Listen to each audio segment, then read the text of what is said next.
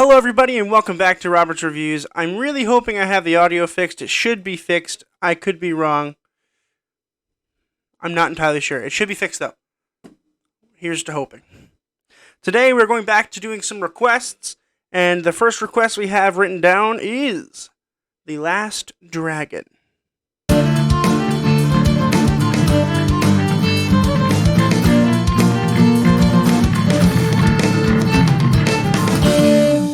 Last Dragon was released in 1985. It was directed by Michael Schultz and written by Louis Venosta. And this was requested to me by a friend, and his name is Mike. He's a really great guy. I met him at the Norwich Theatre Company, and we worked together on a bunch of shows. And the link to the theatre company is in the description below, as well as the link to his personal page, Magic by Michael, because he is a wonderful magician. I can't tell you the countless times that I just sat backstage or in the office watching him do magic. It really is pretty great.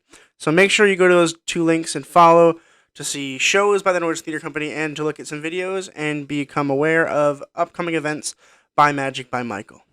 Without further ado, let's get into the review. I rhymed. I'm so good at rhyming. Fun fact, I share a birthday with Dr. Seuss. That's why I'm so good at rhyming. It's uncanny is really what I would use to describe it. So, The Last Dragon, at first, very much confused me. So, I don't watch a lot of kung fu movies. It's just not really my thing. It could be my thing. Maybe the only ones I've seen were bad.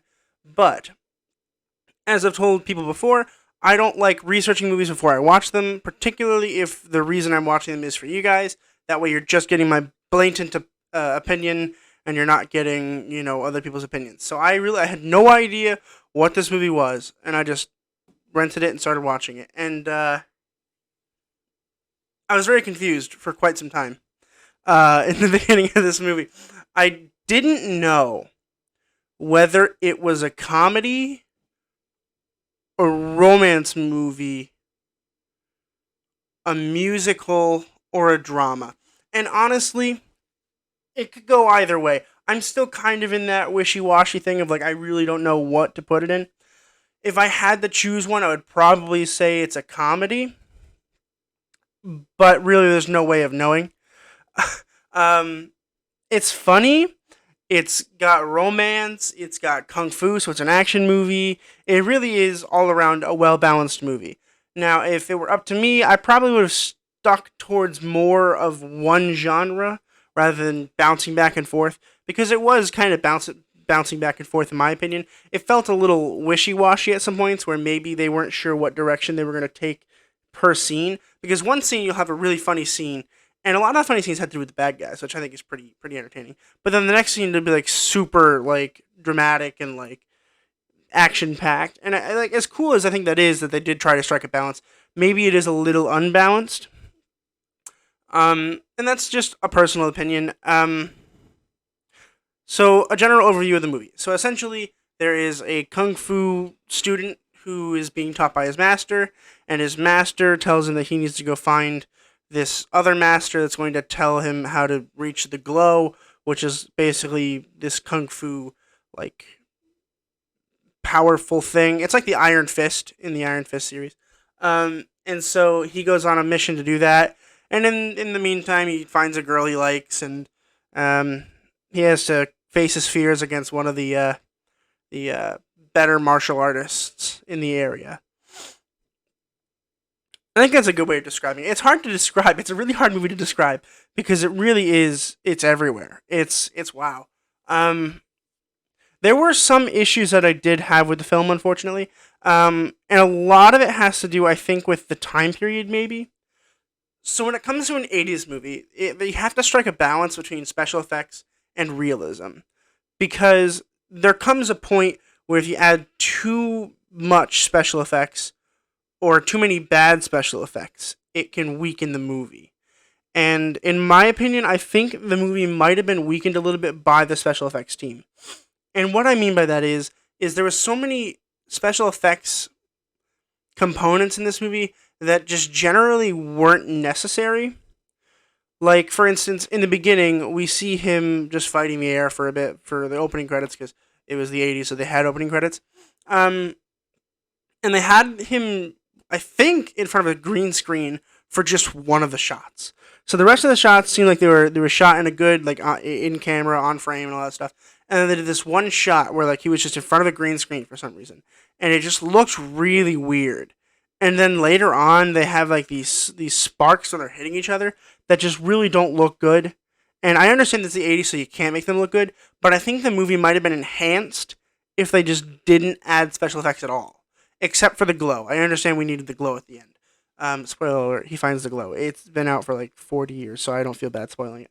But essentially, that's kind of my issue. One of my big issues was just the special effects. I think they just should have just not included them. I think it would have been cool if they just focused on it being a kung fu comedy and rolled with it. One of the positives of the movie was the music. I am not a huge 80s music fan, but I like 80s music in movies generally. And this movie did a really good job with it. They had a lot of really cool songs, and they all meant something to the plot, and there was almost always music playing, which I think this is on purpose. There's no way it wasn't on purpose. The director chose certain spots of dialogue to not have any music behind them, because then it made you focus on those plots and that dialogue way more than normal. Because when you're listening to 80s music for 15 minutes straight, and then all of a sudden it's just dead silence, and then there's just a couple words, like you're supposed to really focus in there. And that was really well done. I'm really impressed with how they were able to balance the music with the action and how they wanted that to play around. And it made the action sequences really cool because, most of the time you have, regular fight music in the background. They had like really fun poppy, like 80s music in the background. It was really cool. I really enjoyed the balance between the fun that they were having on screen as well as the music that was playing and the action that was going on. That was pretty great. Let's talk about some acting real quick, and then we can wrap it up. The acting is kind of all over the place a little bit because there's so many characters. I'm only going to talk about 4 of them, but there are a lot of children, and I think the children did particularly really good in this movie. I'm not going to talk about them, though, because they're kind of minor characters. But the acting all around in this movie is pretty okay. I didn't have any problem. There was never a time when I was like, oh, it was really bad. So, that's good. First character, the character's name is Leroy Green, and he is portrayed by, I think it's pronounced Timac. Timac? T-A-Mac? I think it's Timac.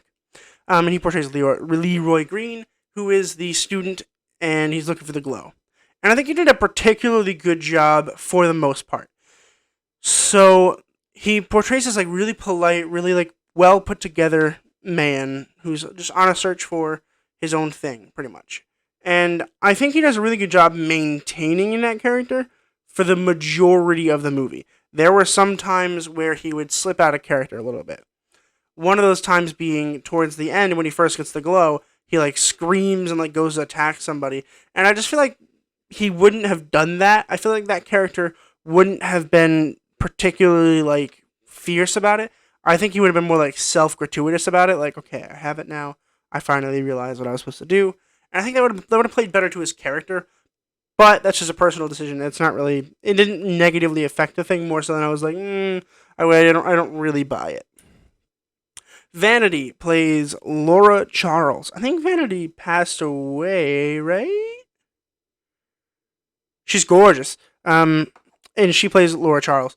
And she did a really good job. I know that acting isn't her primary thing, right, Vanity? Isn't she typically more of a singer? I don't know. Put it in the comments below. I'm not sure. I'm sure I'll look it up after this, but still. She did actually a really good job. I was really impressed with her, the way that she was able to kind of shamelessly flirt and also make it seem kind of cool. And I was impressed because normally those particular parts of acting are overdone, where they're overly flirty. But she had a naturalism about it where it felt okay, she likes him, but she's not going to go crazy about it. It was pretty cool. I really enjoyed it. Christopher Murney plays Eddie Arcadian. He was one of the villains, I guess, and he's basically, I guess, some kind of record label manager kind of person, and he's looking for talent, and so he has this song, and he wants Vanity to play it on her talk show, or sorry, not Vanity, she wants Laura Charles to play it on her, dance music show, And she says no, and then there's this big argument, blah, blah, blah, blah, blah. He wants to hurt her, he wants to hurt her, blah, blah, blah. It was a side plot I don't think I really needed.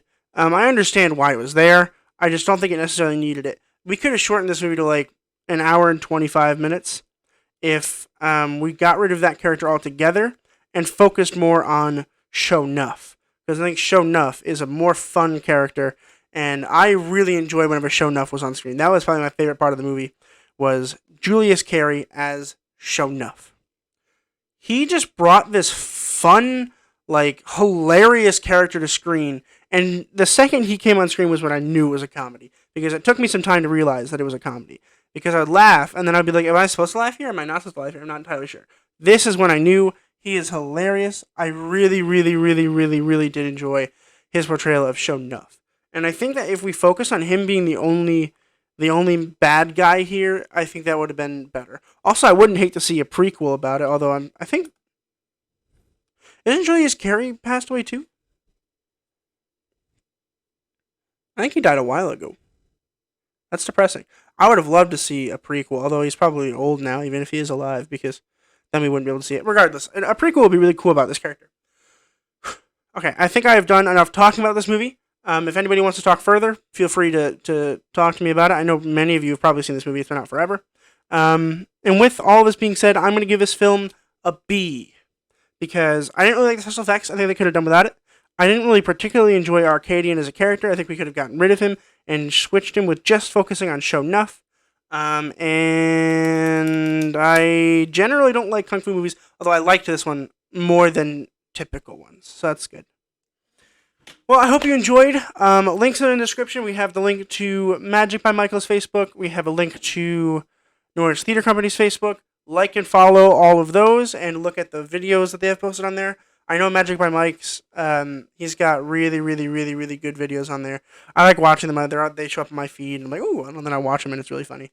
Really good stuff. He brings comedy, and he brings it to Magic, and has entertained me for countless, probably hours at this point, because normally, like, once a rehearsal, we'll just be sitting back there, he's like, I'm going to show you a trick. And I'm like, okay. Really is good. Go to their Facebook, follow them, like them, and really just enjoy the videos. They're really funny. I have my links to Instagram, Twitter, Facebook. Join and follow all of those things and keep in the loop with what is going on here at Robert's Reviews. And with that ends our week. Starting next week, we're going back to the regular requests, and then that'll take us through mid-December, where we're going to start doing our 12 Days of Christmas. Thank you to all who watched today's video. As always, keep watching films, stay educated, and I'll see you guys in the next video.